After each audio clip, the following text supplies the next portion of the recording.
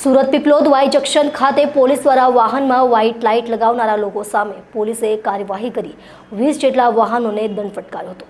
સુરતમાં મોટા વાહનો અને ખાસ કરીને કારમાં વ્હાઇટ લાઇટ લગાવવાનો ક્રેઝ જોવા મળી રહ્યો છે। આ લાઇટો ગેરકાયદે હોવાથી પોલીસ દ્વારા કાર્યવાહી કરવામાં આવી રહી છે। પોલીસે 20 જેટલા વાહન ચાલકોને દંડ ફટકાર્યો છે। સાથે વ્હાઇટ લાઇટથી ઊભા થતા ખતરા અંગે પણ જાણકારી આપવામાં આવી હતી। એક તરફ અકસ્માતો વધી રહ્યા છે ત્યારે અકસ્માતોને ઘટાડવાના હેતુથી અને વાહન ચાલકોમાં ટ્રાફિક નિયમો પ્રત્યે અવેરનેસ લાવવા એક બાજુ પોલીસ દ્વારા કાર્યવાહીની સાથે જનજાગૃતિના કાર્યક્રમો પણ કરવામાં આવી રહ્યા છે।